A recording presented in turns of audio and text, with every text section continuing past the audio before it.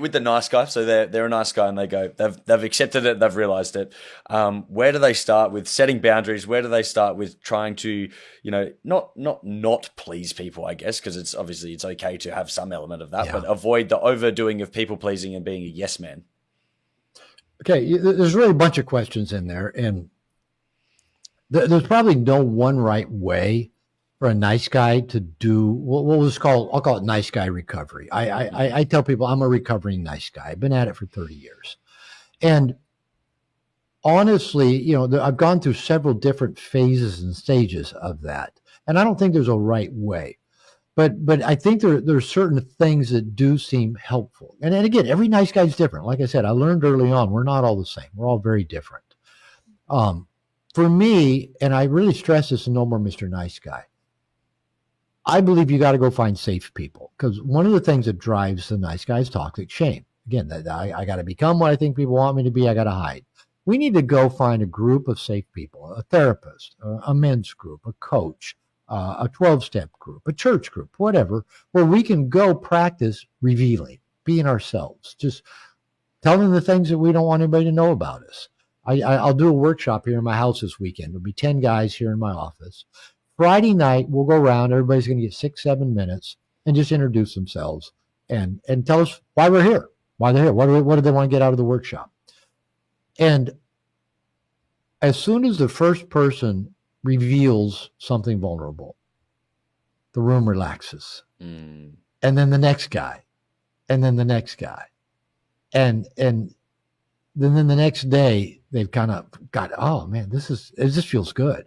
And then like by the end of the weekend, these guys are so bonded with each other. It's like they've been frat brothers for 20 years, all because they got real and vulnerable and they let other people see them and let other people give a shit about them as they kind of gave a shit about other people. Because, what happens when everybody first gets in the room here Friday night is everybody's looking around. We're all kind of measuring each other. We're judging each other. We're projecting on each other. I'm going to like him. I think that guy's going to be a dick. That guy's going to get on my nerves. I wish that guy hadn't come. We all do it, right? Mm-hmm. And then, 15 hours of work later, 2.5 days later, it's like we're just loving each other to death because we got real.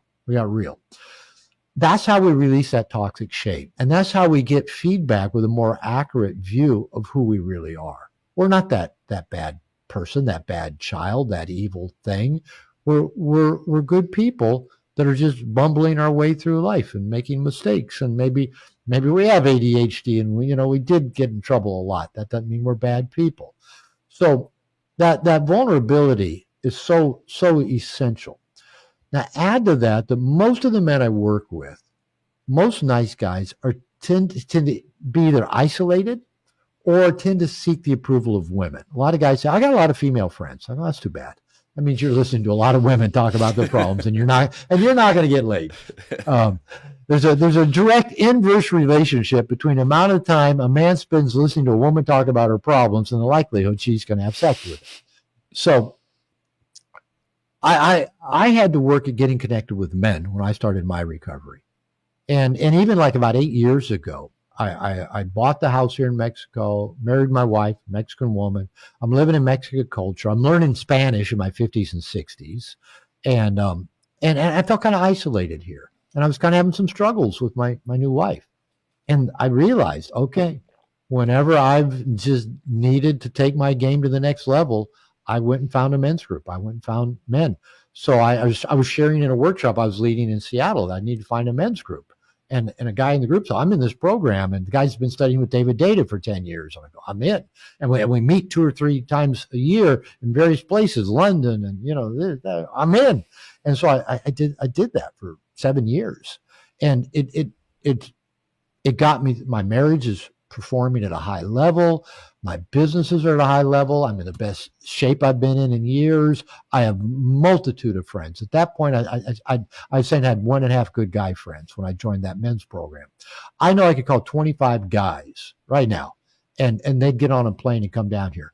There'll be a handful of them come down here to my house in December for a writer's retreat. I'm going to Austin, Texas to do some interviews in about 3 weeks. And I got a bunch of buddies there. And one said, Robert, when you're here, let's do a peyote ceremony. Said, you set it up and I'm in. He goes, can you kind of like influence and get some other guys to come? I don't even live in Austin, but okay, yeah, I'll get some guys to come. So I've got guys all over the world. Everywhere I go, I got men in my life. So we're recovering nice guys. We need that safe place. Hopefully, it's safe men in our life. And some people think that's an oxymoron, because if you've been bullied, if dad was, an ass, you didn't have a close relationship, the idea of safe men seems contradictory. But in my experience, if we go seek out a group of safe men and open up to them, it's life changing. It's transformative. And again, I've just been at my best anytime I had good men in my life. So there's that part. In there, yeah, we learned, I think, start being honest and truthful and transparent. We learned to start making our needs a priority and putting ourselves first. We learned to start asking for what we want. We learned to start setting boundaries and not tolerating bad behavior. We learned to remove ourselves when we need to. We learned to have fun. We learn to have joy. We learn we learn some discipline. We get some structure and accountability and support. Like for example, all my life I've been relatively active, but I've been kind of up and down in terms of fitness.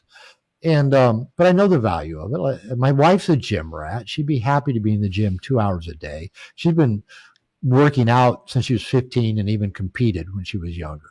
So, she just, if she doesn't go to the gym, she's in a bad mood. I got to talk myself into it. So I know the value of it. And so like earlier this year, my men's program, Integration Nation, a couple guys who are coaches did a 8-week fitness challenge. And so I did that. And, I was with a group of guys. They gave us the workouts. They gave us some, kind of instruction on eating. And a lot of it I already knew, but I got structure more than anything. And, I was regular and I trimmed down and I started seeing some change in my body. And I thought, this is good, but I'm not done yet. So at another workshop I was leading here back in April, I said, I need to find a nutrition coach. And 2 guys said, I know somebody. And so I hired one of them who's a former fitness competitor, is a woman who's got a master's in gerontology. So she works with older guys. She knows how to, and, I remember our first conversation. I said, I don't want to count macros. I don't want to count calories. Just give me a diet that I like, that I can follow. And she goes, we're not going to do it that way. You're going to get MyFitnessPal. We're going to start with a target of 200 grams of protein a day. It only took me about 2 days to figure out how fucking hard it is to get 200 grams of protein without blowing through the fat limits that I have as well. Because, I can eat some ribeye steaks. No problem. Nope. And I came to really like doing it. So this weekend, I started an over 50 fitness club in my men's program. And we got online and we just talked and engaged and shared wisdom and shared ignorance, and mainly said, let's log in every day. Let's support each other. Let's be accountable. And I tell you what, because my wife had surgery last week, I hadn't worked out at all last week. I've been almost a week without a workout. I'd walk the dog most mornings, but it's really hot here right now. And if I wait till 9 or 9:30 in the morning, it's too hot. So I hadn't worked out. But after I had that call Sunday, today's Tuesday, I got the dog walk yesterday morning early. I got my weight workout in. I counted all my macros. Today, I got the dog walked early again. I got my spin bike, my zone 2 cardio in, counting my macros again. When I've got tribe and accountability, I'm at my best. So that's really where I think, whether we're nice guys or where we identify this with or not, if we've got a tribe of men supporting us that we're accountable to, that's where I perform my best. Self-discipline doesn't get it done for me. I couldn't be a David Goggins. But I tell you what, if I got guys that I know I'm going to check in every day, I'm going to almost get excited. Hey, I got it done, and I send them a message that I got it done. So we really need these support systems. So I'm just kind of almost a broken record talking about how important those support systems are. We can't go it alone. And ideally, this is other men on a similar journey to the one that we're on, so they can relate to where we're at and what we're trying to work on. And we can support them, they can support us, we can hold each other accountable. And that's where I think we men level up to our best and have our best lives. then on that topic there of that the connection, the tribe as well, I think it really tie in well to create the understanding there as well. Like so when men became a little bit vulnerable and opened up as well, is it's not that they didn't have maybe people in their life, but now they have connection with people in their life. And Yeah. I've talked about this with a lot like psychologists and all these sort of things. It's like this loneliness epidemic, I guess, we have in the world. It's very dangerous. It's killing a lot of men, a lot of people, but men specifically as well. Yeah. Is that it's not that there's no one around. We've got people on our phones. We've got people that we walk past on the street, but lack of connection is when you open up and get a little bit vulnerable like that. Now we've got that connection, and that also solves another problem. I agree 100%. And I've spoken and written some about this loneliness thing, and yeah, and it's real, and it is destructive. It takes its toll. Early death, dementia, suicide, even homicidal type behaviors, and it is epidemic. And I may not be as well informed as I could be, but I do work with men a lot, and that's all I work with is men, and I think a lot of men's isolation is self-inflicted. That it's kind of like if they took you and me to a foreign planet, someplace we did, and there were life forms there, and they had their language and they had their culture and their mannerisms and their way of being, and they plopped you and I down there, and we did not have a clue how to fit in, how to communicate, how to engage, how to, we'd probably just isolate. We wouldn't even try Yeah. because we wouldn't know the language or the customs or the rules. We wouldn't try. We would just try to survive the best we could on our own. Okay. I think that's kind of what happens to boys in the social world is, boys grow up kind of in a feminine world. Our first caregivers were women, our mom, babysitters, nannies, au pairs, whatever. Like I said, we go to school and it's all female teachers. And it's natural that we'd be trying to please women, but we don't have a female brain. And there is differences between male and female brains. You can look at them on scans and they tend to be different and they tend to be wired different. Now, are there exceptions to that rule? Yeah, there are. But in general, boys and girls have different brains and it manifests differently. And I know a lot of kind of the feminist teaching tries to minimize all of those differences. I got taught that in grad school, that there are no differences. There is no gender. It's just a social construct imposed on boys and girls. That's not true. Gender is the oldest distinguishing factor in human beings, right? There is gender, and there are gender differences. We're alike in many ways, but we're very different in many ways, psychologically, physically. Even medicine recognizes that, okay, women are more susceptible to this than men. Men are more susceptible to this than women. And even race, it shows up in ways. So to even pretend that race doesn't exist is foolish. Now, it doesn't mean we need to, discriminate against anybody or marginalize anybody. No, that's not what I'm talking about. So here we are that the girls in the school system are all playing all the little social games with each other that's how they all learn to fit in and adapt socially. And it's because, like, tribally, the females were a tribe within a tribe 100,000 years ago. The children, the women, the babies, the infirmed were all this tribe where the healthy, usually males, were off hunting and gathering. They might be gone for a day, a week, a month. Are they coming back? Or are they going to bring the foods? Are they going to bring furs? Are they going to fuck us? Or, and so they're all talking and gossiping and creating hierarchies and alienating each other and bonding with each other and doing all of that stuff. And then the guys would come back and, we'd feed them and wrap them in furs and have sex and tell stories and, eat and go out and do it again. Okay. That's the masculine world compared to the feminine world. But little boys now, as we talked about, we're being raised in a feminine world. Our first caregivers are women. The school system is feminine. Social media is feminine. Trying to get likes, that's feminine. I want to be liked. I want to be liked. That's feminine. Masculine is I want to do. I want to get it done. I want to be masterful. I want to conquer.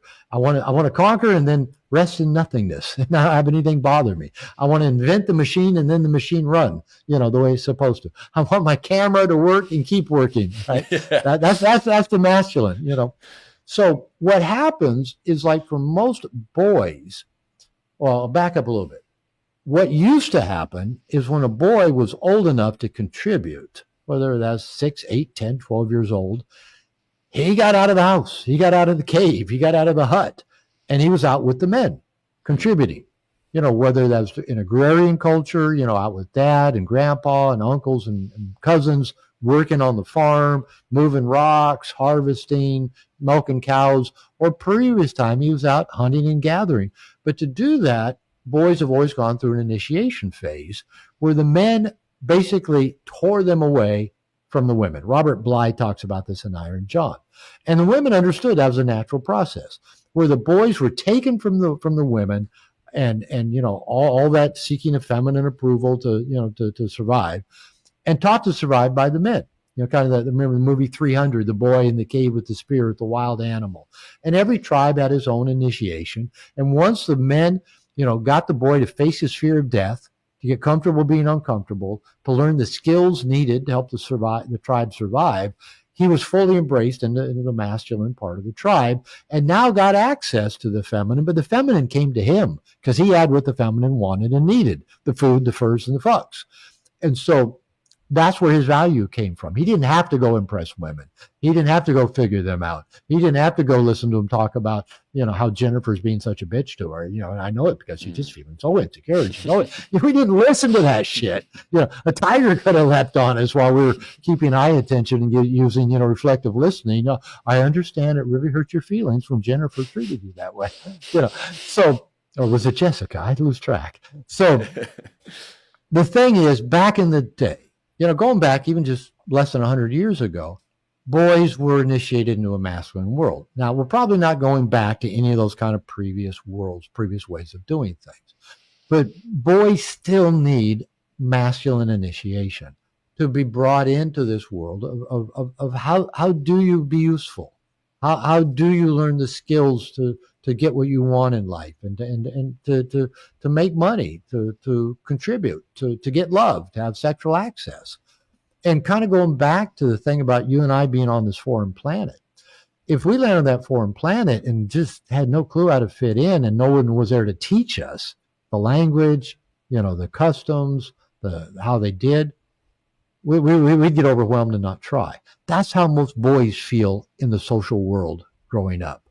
And so if it's just easier to be on their smartphone and be, playing, World of Warcraft, or, I don't even know what all the video games are, stealing people's cars, or, having wars, or,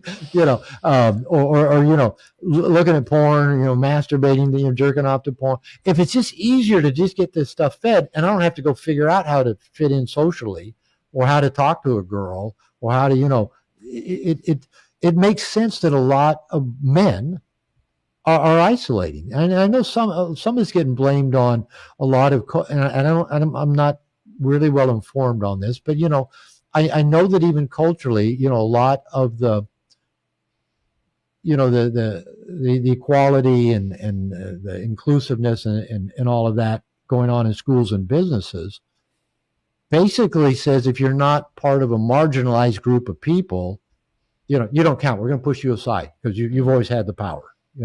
And so a lot of, men are dropping through the cracks in the school system, in the business world, men getting passed over for when we need to hire a woman or hire a minority because, the government says we got to meet that quota. And I don't know the answer. I'm not super well informed on it, but I do know that it is challenging to be male in this world. And to meet that challenge, we need people like me, elders, older men who've struggled themselves, teaching younger men how to do it. And hopefully, the young guys aren't all going to Andrew Tate or whoever, 21-year-old life coaches. I'm going to tell you how to live your best life. I heard some jokes. Yeah, I'd love to have the enthusiasm of a 21-year-old life coach. So men need that instruction, and then we need to get it from other men, and we need to get it from other experienced men. And then we learn how to fit into the world, and we learn how to differentiate. We learn how to be productive, and we learn how to contribute. We learn how to feel masterful. We learn how to internally validate ourselves and don't have to go seeking it from others. We get out of the nursery where everything's pushed to us and nothing's hard. Because we men, we thrive on challenge. I'm sure you see that, with the people you train. They go, oh, that's all I can do. And you go, no, you got 2 more in you. You're going to give me 2 more, And then when they give you that 2 more, and you go, there's 1 more there, and you help them with that 1 more, and then they do it, and then they're smiling ear to ear, aren't they? They're the happiest motherfuckers on the planet, and that's why most people need a trainer, because most people are like me. I get to a point and I go, that's enough. It's starting to get heavy. I better rack it again. But if I got a trainer there with me, he's going, no, we're not done. You got 3 more. And then he gives me just a little bit of help if needed be. And then I get it up, and I because I would have quit 3 before. But it's those 3 extra that make the difference, right? So that's where we need our tribe. We need our guys to bring out that extra difference in us when we would just kind of say, that's enough. I'm going to quit with that. Head over to Jordan Checker Podcast to get the full exclusive experience.